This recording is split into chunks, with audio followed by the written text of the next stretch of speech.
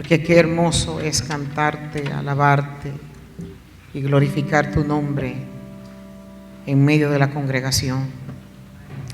Gracias, Señor, porque todos los que estamos aquí podemos estar seguros de que has recibido con olor fragante cada gloria a Dios, cada aleluya que se ha dicho en este lugar.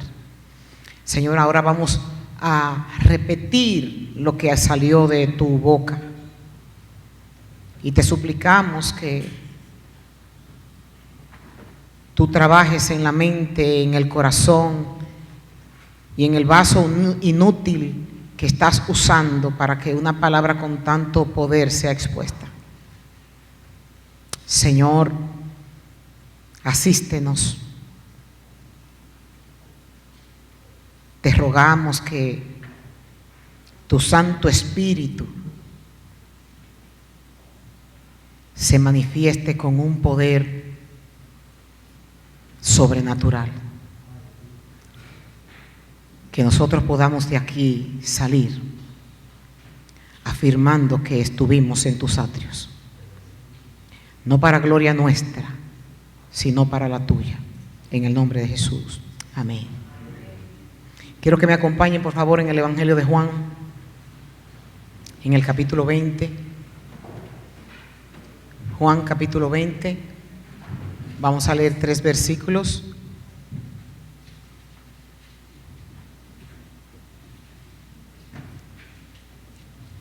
Del versículo 20 del versículo 24 al versículo 27.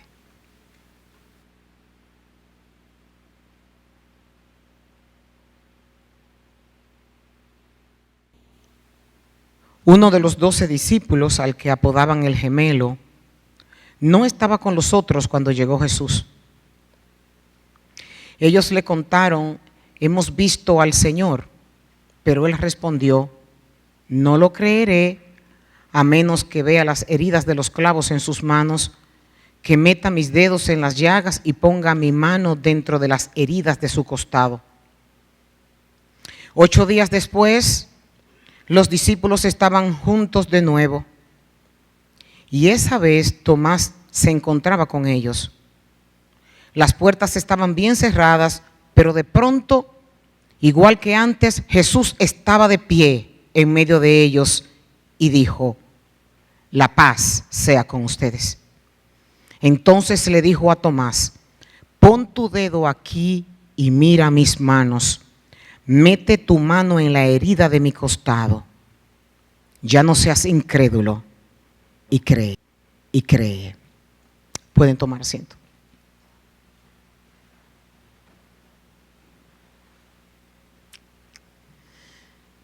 Esta escena se produjo después de Cristo haber resucitado. Y Juan comienza hablándonos de Tomás, que era uno de los 12 que Cristo había llamado como sus discípulos. Y algo que a mí me llamó la atención fue que Juan especifica que a Tomás le llamaban el gemelo, porque usualmente cuando hay hermanos gemelos le llaman a los 2 gemelos. Yo tengo gemelos y a mis muchachos, cuando me preguntan por ellos, me dicen: ¿cómo están los gemelos? No me preguntan por sus nombres específicos. Y una de las cosas que pude notar en esta simple palabra es cómo no se menciona el otro gemelo de Tomás, sino que solo se menciona a Tomás como discípulo de Cristo. Jesús lo escogió a él, pero no sabemos qué pasó con el otro gemelo.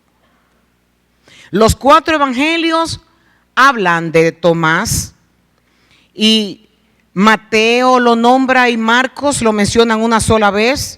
Lucas lo nombra en su evangelio, como también en el libro de los Hechos, y Juan nos hace referencia 8 veces respecto a Tomás. Dice el versículo 2 que ellos le contaron que habían visto al Señor y que Tomás le había respondido que no iba a creer a menos que viera las heridas de los clavos, y que aparte de ver las heridas de los clavos, que él la tocara y que él pudiera entrar su mano en el costado de Jesús. Tomás había sido llenado de horror a la vista de las heridas que Cristo había padecido antes de la crucifixión. Y cuando él llega, él dice, esto tiene que ser imposible. ¿Cómo ustedes me van a decir a mí que él resucitó cuando yo lo vi? Yo vi lo que le hicieron. Yo vi en el estado en el que él estaba. Yo vi lo ensangrentado, yo vi todas sus heridas, yo escuché sus gritos.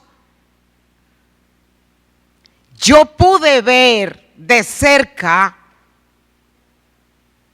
cuando se cayó llevando la cruz porque no tenía fuerzas. Yo pude ver toda su sangre camino al Gólgota. ¿Cómo me van a decir que él resucitó?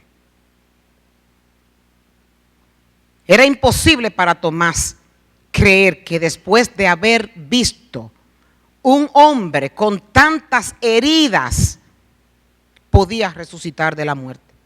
Él declaró que no iba a creer los rumores hasta que esas heridas fueran manifestadas e identificadas por el mismo Cristo. Cuando nosotros leemos los evangelios nos relatan un poco de las cantidades de heridas que sufrió el cuerpo de Jesús. Las heridas que Cristo recibió antes y en el proceso de la crucifixión serían argumentos sostenidos por el propio Jonás para no creer que un cuerpo lacerado como estaba podía levantarse de los muertos. Para cada uno de sus pies, para cada uno de las manos, luego la perforación en su costado con una lanza. Ahora, este no es el número total que Cristo sufrió de heridas en su cuerpo. Cristo comenzó a sangrar sin haber sido tocado en Getsemaní. Cuando su angustia era tan intensa que él le pide al Padre que si era posible que pasara de él esa copa, pero que no se hiciera la voluntad, sino la del Padre. La sangre por sus manos perforadas. La sangre por sus pies perforados. La sangre que emanaba de las llagas. Jesús recibió antes de ir a la cruz 39 azotes por parte de los romanos, los cuales laceraban su cuerpo porque los látigos poseían unas piezas metálicas que estaban en las puntas.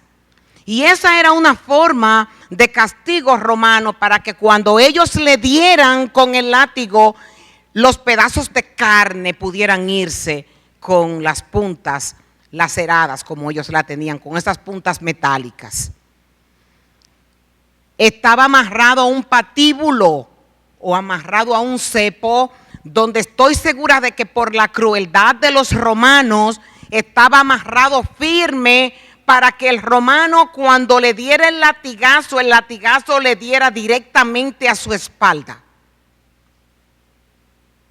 Estaba amarrado de pie, amarrado de manos, y a veces lo ponían amarrado el cuello al mismo cepo para que estuviera erguido y cada latigazo que recibiera no se fuera al aire. Dice Isaías en el capítulo 50, en el verso 6, les ofrecí la espalda a quienes me golpeaban y las mejillas a quienes me tiraban de la barba. No escondí el rostro de las burlas ni las veces que me escupieron. La quinta manifestación que nosotros podemos ver de lo que Tomás había visto era sangre cuando se les reventó el corazón. El crucificado usualmente sufría una gran agonía para respirar y por el peso de su cuerpo, esto terminaba provocando un desgarre en el corazón, el cual estallaba. Y de ahí que cuando el soldado romano atraviesa el costado es que sale sangre y sale agua. Aquí se cumple una profecía cuando dice que él fue molido y este sangriento intento toma autoridad para sanar toda la enfermedad de nuestro interior, de nuestra personalidad, de nuestra autocompasión, de nuestro pesimismo, de nuestras fobias, de nuestras ansiedades, de nuestras depresiones, de nuestra excesiva necesidad de control, de nuestros temores, de nuestras inseguridades y de nuestros males mentales. Muchas veces se malinterpreta lo que Isaías dice cuando habla de que Él llevó nuestras enfermedades. Y hay muchos que aprueban de que nosotros no podemos estar enfermos porque Él nos llevó a la cruz del Calvario. Isaías nos está hablando de cosas mayores que esa, porque nosotros hemos visto muertos resucitados y han tenido que volver a morir. Nosotros vimos gente que se sanaron y se volvieron a enfermar. Las enfermedades son consecuencias del pecado. De esa sanidad de enfermedad que está hablando Isaías, se refiere a este tipo de consecuencias internas que yo acabo de describir. Este sangramiento interno, en donde se habla que Él fue molido por nuestros pecados, lo que nos está hablando de que la enfermedad interior que nosotros tenemos es la que ha sido sanada por su sacrificio. Va a tener sentido cuando yo le siga explicando esto. Sangró en la frente cuando le pusieron la corona de espinas. Agarraron un palo y le dieron palos por la cabeza, nos dice Mateo 27:30, que lo golpeaban por la cabeza. Estamos hablando de, aparte de la sangre que salía exteriormente, habían hematomas tremendos que se le formaban cada vez que le daban un palo en la cabeza. Los vasos capilares sangraban internamente. Es por eso la conclusión en la cruz de que no fue necesario que lo mataran, porque las palizas fueron tan grandes que acabaron con su cuerpo. Ahora volvamos a Tomás. ¿Cómo podrían los 5 sentidos de Tomás ser más confiables que el testimonio de estos 10 hombres que lo vieron al mismo tiempo? ¿Cómo podía rechazar el testimonio de 10 testigos que estaban con sus 5 sentidos diciéndole que el crucificado había resucitado? Esas heridas que Tomás había visto era de una magnitud tan grande que era imposible que fueran sanadas. El mensaje del día de hoy se titula Sus heridas y las mías. Una de las cosas en la que últimamente yo he tenido que estar observando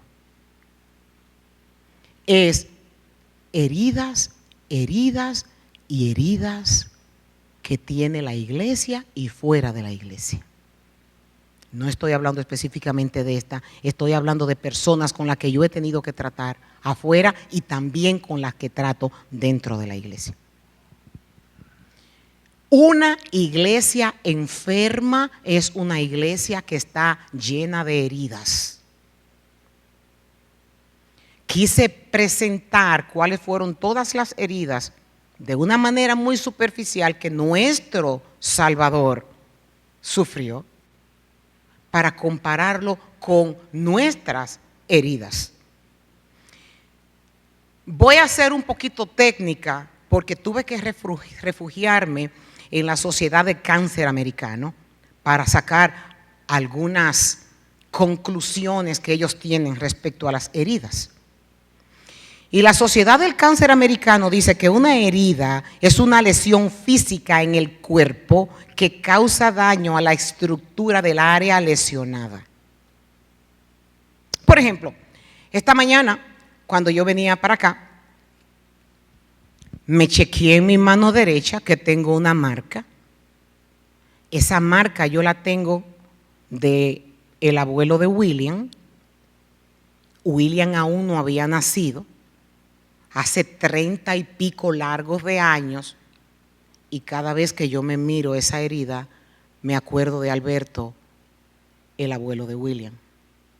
Él no me la provocó intencionalmente, sino que estábamos los dos tratando de quemar un plástico y a mí me cayó una gota del plástico derretido en la mano y se me quedó marcada hasta el día de hoy. Al principio esa herida me dolía, pero con el paso de los años la herida cicatrizó, pero nunca se me quitó la marca.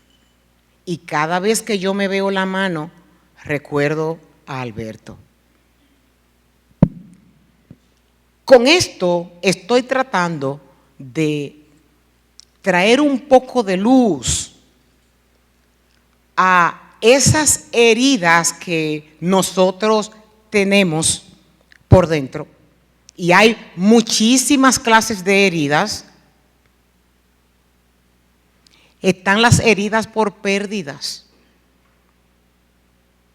heridas por las cuales nunca podemos recuperarnos, esas heridas de que perdimos ese ser amado. Están las heridas por las traiciones. Están las heridas por lo económico. Están las heridas por un fin de cosas que usted podrá etiquetar. La suya sí está abierta. En la Biblia nosotros tenemos ejemplos de personas que fueron heridos y cómo ellos reaccionaron en medio de sus heridas. Vemos a José, que Génesis nos dice que sus propios hermanos lo vieron que estaban angustiados cuando nos rogó por sus vidas. Y todos nosotros conocemos la historia de José, que fue vendido por sus hermanos, alejado de su familia, fue vendido como esclavo, fue a vivir a una casa como esclavo, después fue acusado de hacer algo que no había hecho, lo entraron en la cárcel, duró 3 años y medio en la cárcel. Sin embargo,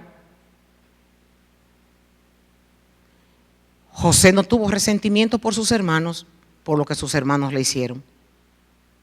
José no tuvo que trabajar una herida porque él entendía que lo que había sucedido porque Dios así lo había permitido. Tenemos otro ejemplo. David fue traicionado por su propio hijo, Absalón. Duró un par de años boicoteando el reinado de su padre. Y dice el Salmo 41 que a raíz de esto, el que promocionó esa traición de su hijo Absalón fue su mejor amigo. Y el Salmo lo escribe en el Salmo 41 en el versículo 9. Hasta el amigo más cercano en quien yo confiaba y que compartía el pan conmigo, se ha vuelto en contra mía. Ahora, ¿cómo nosotros trabajamos con nuestras heridas? Háganme caso, no se distraigan en otras cosas. Porque si yo comienzo a señalar con el dedo, aquí hay mucha gente herida. Y de eso depende que la iglesia funcione sana. Y si usted quiere seguir caminando sangrando, vamos a seguir teniendo problemas.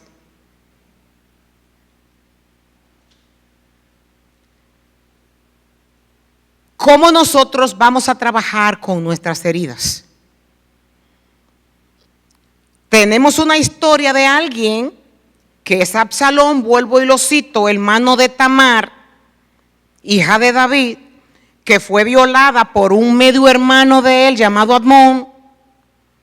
Y dice en 2 de Samuel, en el capítulo 13, en el versículo 20, que cuando Absalón se enteró de lo que pasó, fue donde su hermana, que le amaba, y le dijo a Absalón, a su hermana: así que tu hermano Absalón, quien te hizo esto, en tal caso, guarda silencio, mi hermana, guarda silencio, pues es tu hermano.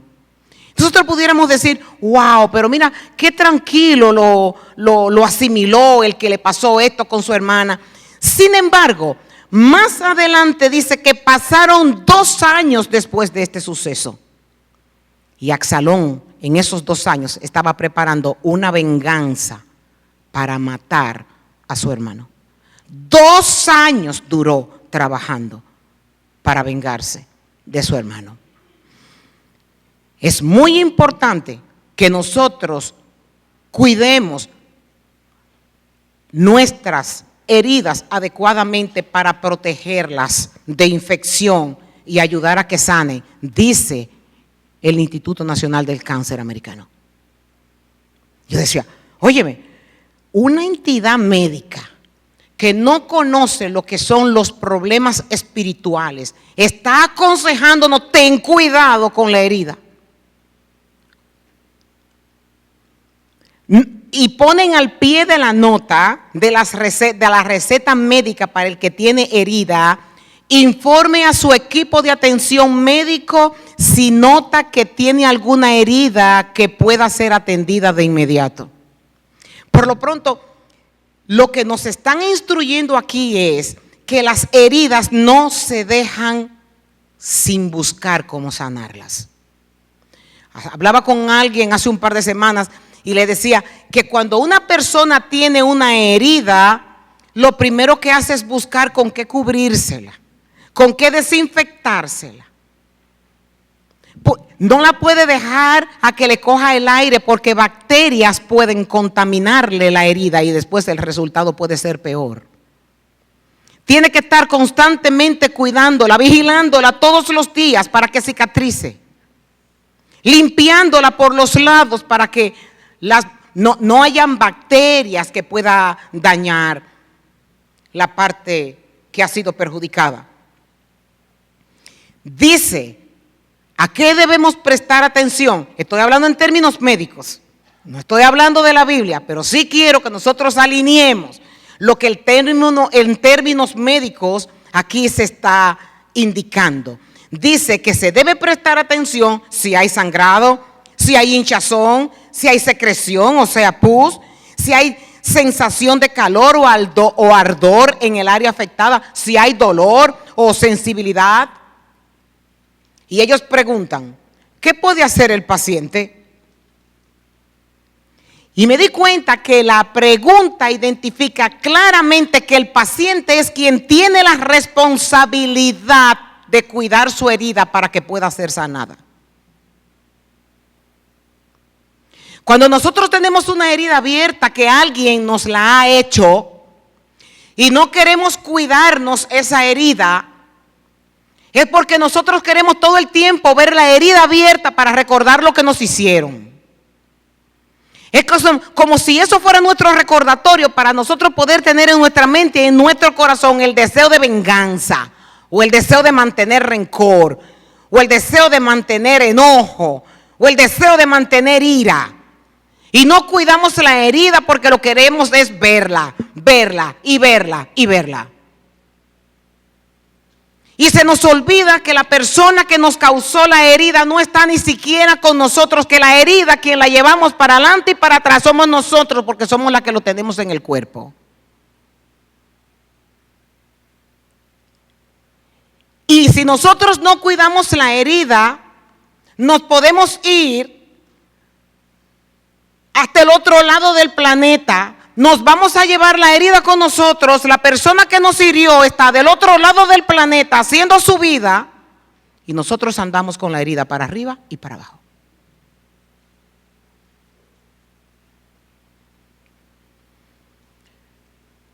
Mantenga la herida limpia, dicen. Mantenga su vendaje limpio y seco.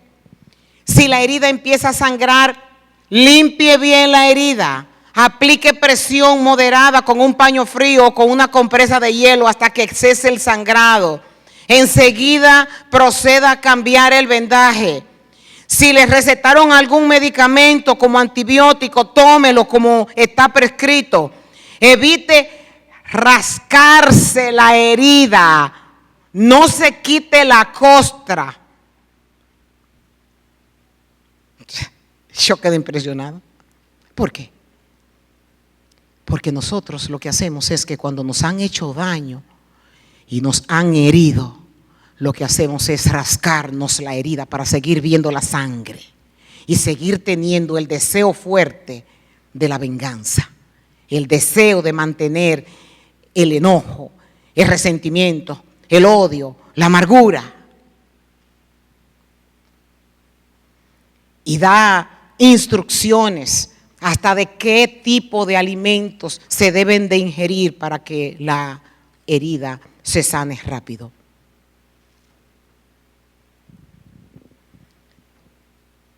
Y por último recomiendan ellos, informe a su médico si la herida le sigue causando dolor. Escuchaba el testimonio de un médico que le trajeron, la mamá y el hijo habían tenido un accidente automovilístico, y cuando le trajeron a la mamá, él atendió a la madre primero y después el niño, casi cayéndose, le pregunta al médico, dime, ¿qué te pasa? Y el niño le dice, no tengo nada. Dime, pero ¿qué te duele? No, no me duele nada. El médico sabía que el niño estaba mal, pero él no quería confesar lo que sentía por dentro. Él no quería decir lo que le dolía porque le tenía miedo al médico. El versículo 26 dice que 8 días después los discípulos estaban juntos de nuevo y esa vez Tomás se encontraba con ellos. Las puertas estaban bien cerradas, pero de pronto, igual que antes, Jesús estaba de pie en medio de ellos y dijo, la paz sea con ustedes. Todos los que estamos aquí, alguna vez hemos sido traicionados, alguna vez nos han robado, alguna vez nos han abandonado, y muchos han sido violados hasta por sus propios parientes. Hay infinidades de cosas que nosotros podemos decir. Padres que han sido despreocupados de sus hijos y los han abandonado. Hijos que tienen resentimientos con los padres. Hijas que tienen resentimientos con las madres. Y tienen eso atrás, han continuado su vida, han querido cerrar este capítulo y querer seguir su vida por delante, y eso está dentro del closet. Y no quieren que eso se toque, porque no quiero que me hablen de lo que me hace llorar, no quiero que me hablen de lo que me hizo sufrir, no quiero que me hablen de lo que me hizo una herida muy grande. Yo la estoy sanando a mi tiempo, pero la herida sigue sangrando como el primer día. Y Cristo le dice a Tomás, yo he venido a desearle que ustedes tengan paz.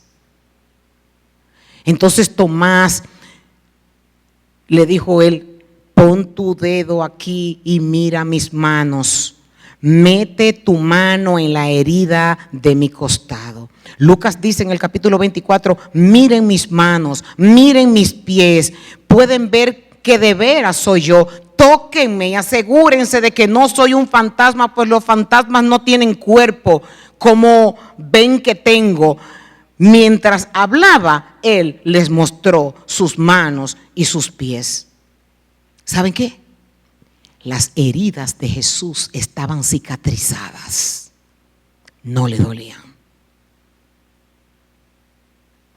Tomás pedía meter sus manos en el costado y tocar con intensidad sus manos. Pero Cristo no le dolía. El apóstol Pablo dice, yo llevo en mi cuerpo cicatrices que muestran que pertenezco a Jesucristo. Oigan bien, el apóstol no está diciendo yo tengo heridas. Él dice yo tengo cicatrices, heridas sanadas. Las cicatrices se forman cuando se sana la herida de la piel. Son parte natural del proceso de curación cuando el cuerpo repara el daño de la piel que se ha cortado. Y yo entiendo que perdonar no es fácil, que perdonar es difícil. Hay heridas que son inexplicablemente dolorosas y con grandes consecuencias para perdonar, que no son fáciles de remover. Alguien implica, por ejemplo, a una esposa que perdone a un esposo que le fue infiel, a una hija que perdone a ese padre que se fue de la casa y la defraudó, a una mujer que perdona a una amiga en la que ella confiaba y que ahora la ha difamado y que la traicionó, a quien tú le pusiste tu confianza y te robó lo que tú pusiste en tus manos, a quien tú utilizaste un nombre para poner algo a nombre de esa persona y esa persona se aprovechó y se quedó con eso. Al que te dejó en la calle, al que te quitó el sudor de tu trabajo, el hijo que tú le diste todo tu ser y después se olvidó de ti. Y lo que quiere es pedirte cuentas de lo que más de lo que quiere. Hay cosas que son duras, pero es importante nosotros reconocer que perdonar no es restar importancia a algo malo que nos hayan hecho. Que cuando nosotros elegimos, porque esto se trata de una elección, porque es un mandamiento, cuando nosotros elegimos perdonar, liberamos a una persona de su deuda para con nosotros.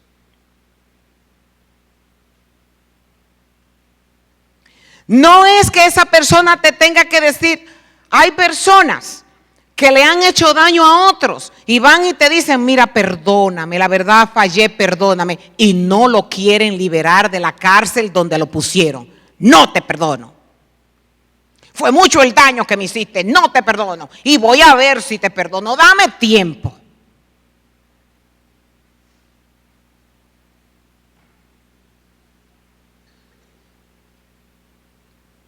Queremos seguir teniendo en la prisión a esa persona porque es lo que nos da la fuerza de seguir enojados. Y la Biblia nos manda que liberemos al que nos ha hecho daño para que nosotros, como dice Juan en el capítulo 8, en el verso 36, que nosotros seremos verdaderamente libres en Jesucristo, pero el que está libre en Jesucristo no arrastra una cadena.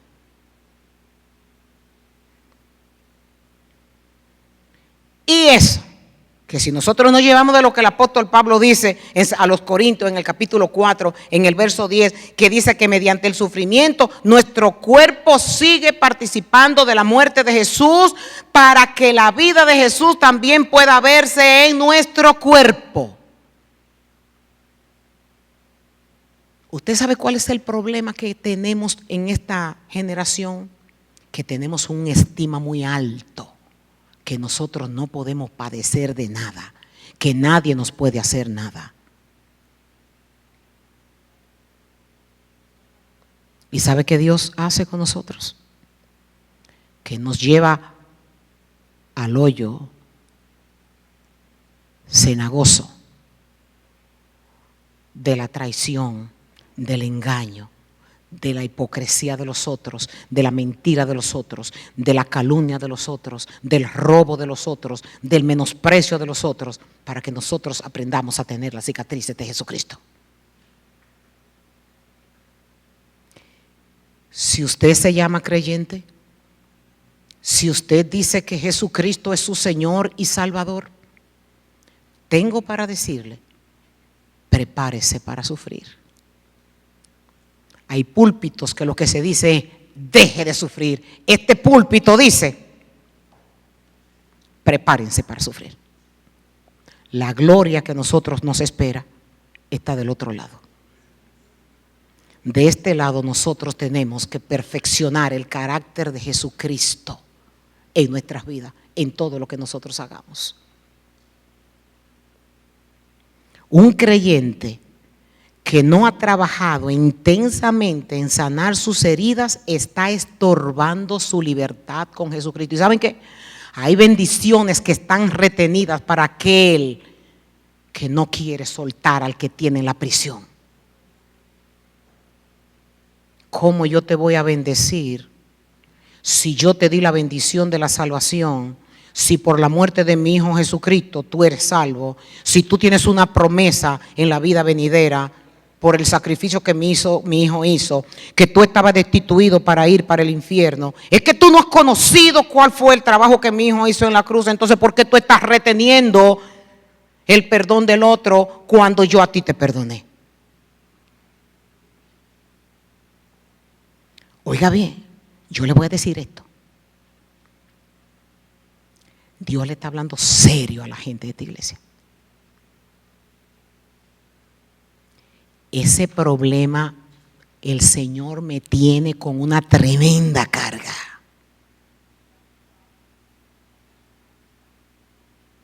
La falta de querer sanar las heridas que tienen. Y guardan esta herida y tienen la otra y siguen teniendo la otra y siguen teniendo la otra. Pero esas no son marcas de Cristo, esas son marcas de Satán. Porque Satán es el que no perdona. Satán es el que no olvida. Cuando las escrituras nos dicen que si nuestros pecados fueran rojos como el carmesí, como la blanca lana vienen a ser, entonces ¿por qué nosotros mantenemos el pecado rojo del otro siempre? Nuestras heridas serán sanadas cuando nosotros empecemos a perdonar a nuestros ofensores. Y no es una elección. El que tiene conocimiento de que ha sido perdonado y por la sangre, por todas esas heridas que nosotros acabamos de describir, el que no tiene el conocimiento de que eso es lo único que nos ha hecho nosotros ser salvos, no sabe a qué viene a la iglesia. Esto no se trata de mucho gloria a Dios y aleluya. Esto se trata que nosotros vivamos un evangelio de adentro para afuera. Es más, el evangelio se vive internamente. Internamente. Usted sabe dónde están los ojos de Dios, en su corazón y en lo que usted hace en privado. Los ojos de Dios están cuando usted va a lugares que no debe de ir. Los ojos de Dios están cuando usted tiene un pensamiento malo acerca de alguien. Los oídos de Dios están prestos, así como escucha su oración, escucha cómo usted difama, cómo habla con rencor. Todo eso Dios lo escucha. Y yo no puedo entender cómo es que nos hincamos a adorar al Dios creador del cielo y de la tierra, cuando Dios conoce que nuestro corazón está lleno de resentimientos hacia los demás.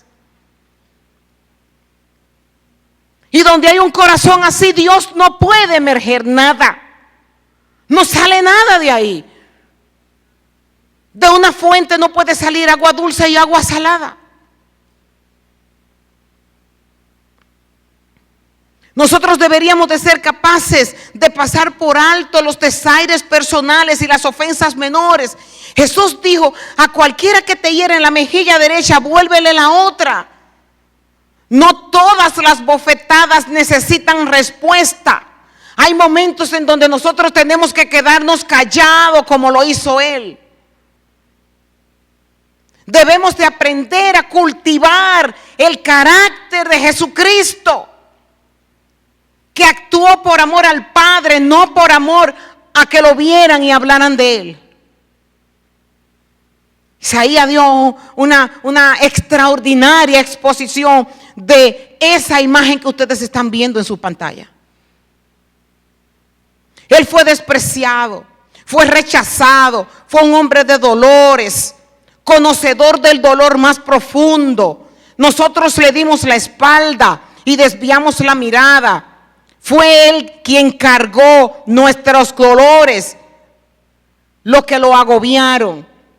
Y nosotros pensamos que sus dificultades eran un castigo de Dios, un castigo por sus propios pecados, pero Él fue traspasado por nuestras rebeliones, aplastado por nuestros pecados, fue golpeado por nosotros para que nosotros estuviéramos en paz, fue azotado para que nosotros pudiéramos ser sanados. Todos nosotros nos hemos extraviado como ovejas.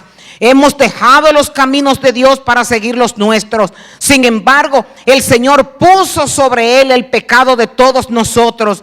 Fue oprimido y tratado con crueldad. Sin embargo, no dijo ni una sola palabra. Como cordero fue llevado al matadero, y como oveja en silencio ante sus transgredidores no abrió su boca. Al ser condenado injustamente se lo llevaron. A nadie le importó que muriera sin descendencia, ni que le quitaran la vida a mitad del camino. Pero lo hirieron de muerte por la rebelión de nosotros. Él no había hecho nada malo y jamás había engaño en nadie. No engañó nunca a nadie, pero fue enterrado como un criminal. Todo eso por ti y por mí.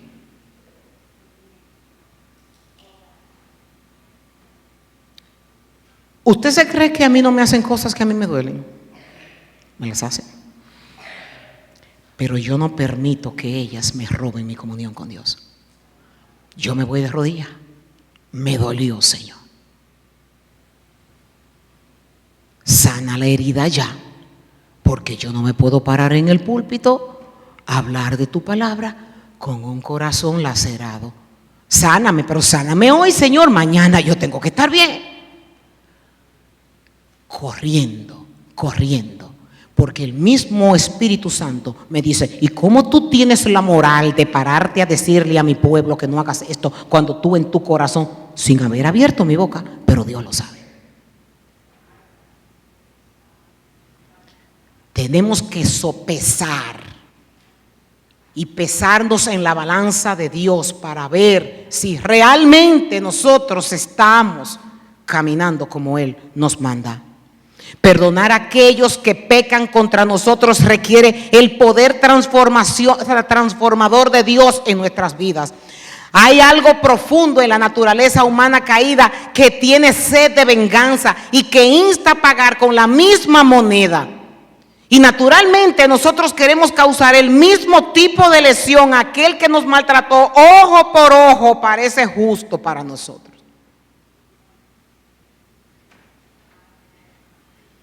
Sin embargo, en Cristo se nos ha dado el poder de amar a nuestros enemigos, de hacer el bien a los que nos odian, a bendecir a los que nos maldicen, a orar por los que nos hacen daño. Jesús nos da un corazón que está dispuesto a perdonar y que obrará buscando ese propósito. El día de hoy, así como Jesús le dijo a Tomás: entra tu mano en mi costado, Cristo quiere que hoy tus heridas tú se las muestres a Él.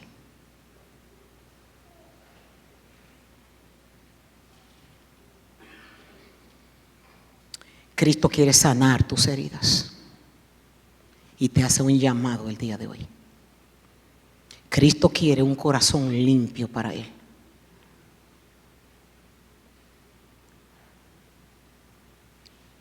Y el Señor Jesucristo, que conoce tu carga y tu deseo, pero que no ha podido, te dice el día de hoy: yo quiero sanar tus heridas y que se parezcan a las mías. Este altar está abierto para que tú le digas al Señor que sane tus heridas, que sane tu corazón.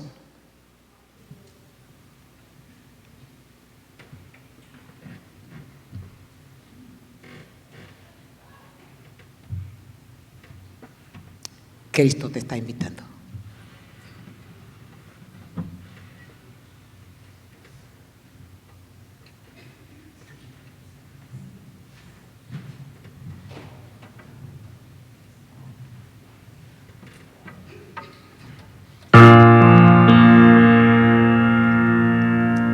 Cristo te está invitando. Esto es para valientes. Esto no es para cobardes. La Biblia dice que el reino de los cielos solamente va a ser arrebatado por los valientes.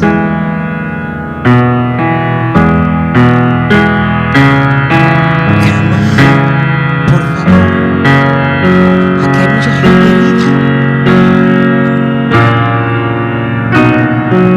Esto no se trata de yo salir de aquí a decir que la predicación fue un éxito. No. Esto no se trata de esto. Esto se trata de que aquí hay mucha gente herida.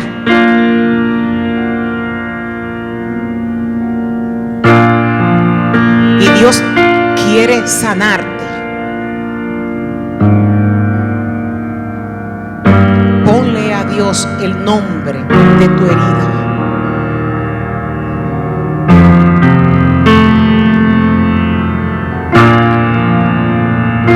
Hay heridas por traiciones. Hay heridas por pérdidas que no se han podido superar.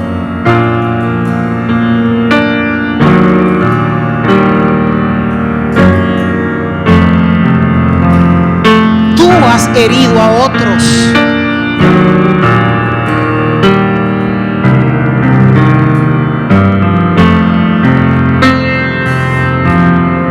Pídele al Padre con todo tu corazón.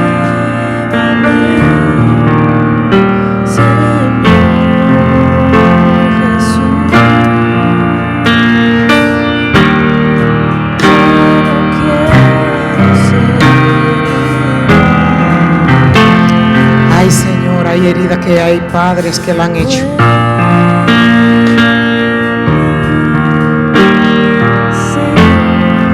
Hay heridas que la han hecho esposos. Hay hijos sufriendo, Señor.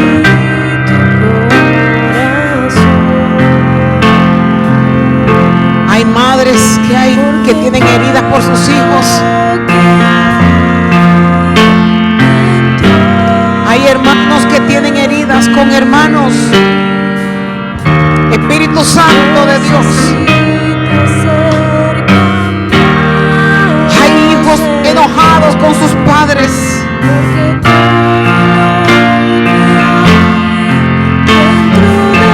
Hay hermanas enojadas con hermanas.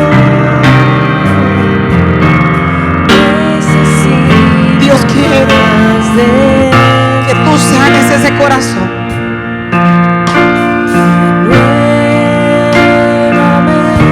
Oh Señor Jesús. Padre, ten misericordia, Señor.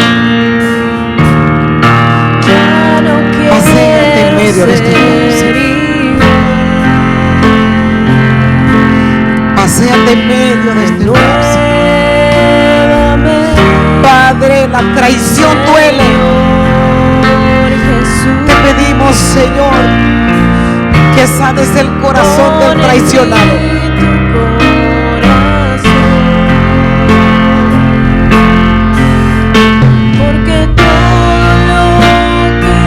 Ten misericordia, Señor.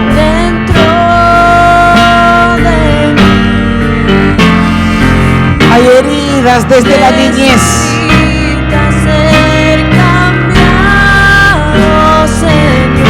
Heridas tan viejas que se han olvidado de ellas.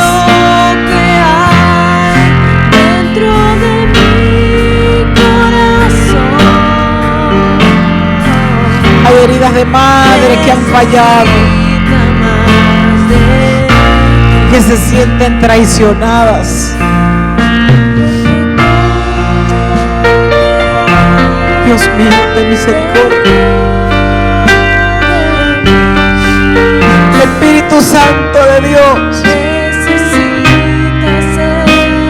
tu poder transformador, Señor, sana las heridas. Y yo te ruego a esta hora, te rogamos a esta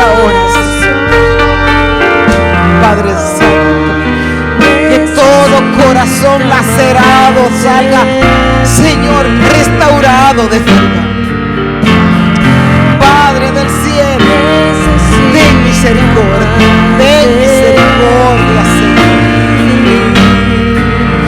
Ten misericordia, Señor. Ten misericordia, Señor. En el nombre de Jesús, Señor. En el nombre de Jesucristo. Ten misericordia, Señor. Guarda nuestros corazones en el hueco de tu mano. Que así, Señor, como tú agarraste las manos de Tomás para ponerla en tu costado, Señor, agarra el corazón de todo aquel que está pidiendo que lo ayudes. Y renueva, Señor, un corazón tuyo. Hazlo limpio, hazlo puro, hazlo igual que el tuyo. En el nombre de Jesús. En el nombre de Jesús. Ten misericordia, Señor. Ten misericordia, Señor. Ten misericordia, Señor. Ten misericordia, Señor. Aleluya, aleluya, aleluya. Aleluya, aleluya, aleluya. Aleluya, Cordero de Dios. Aleluya, aleluya. Aleluya, aleluya. Aleluya, Señor, enjuaga cada una de estas lágrimas. Glorifícate, Señor. Sana, Padre, sana. Espíritu Santo de Dios, sana.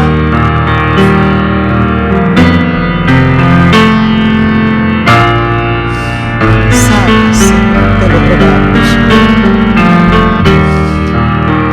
Paséate en medio nuestro, Señor. Ten misericordia de que te ha pedido y te ha pedido y no ha podido. Que tu Santo Espíritu pase un bálsamo, Señor, y restaura. Tú eres experto, Señor, en cambiar el corazón. Restaura, Señor, lo que está dañado. Restaura lo que está roto. Pon amnesia, Señor, en el daño que se ha hecho. Da una nueva oportunidad de empezar de nuevo. Y así como tú eres experto en olvidar, Señor, nuestros pasados, que así también esta iglesia pueda olvidar lo pasado. En el nombre de Jesús. En el nombre de Jesús. En el nombre de Jesucristo. Aleluya. Aleluya. Aleluya. Aleluya.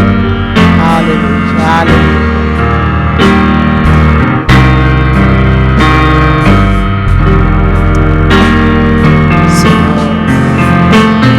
Despídenos a nuestras casas con esa paz que Cristo le ofreció a sus discípulos. Ayúdanos a caminar con ella. Ayúdanos a vivir con ella. Aquieta el corazón agitado. Aquieta el corazón quebrantado.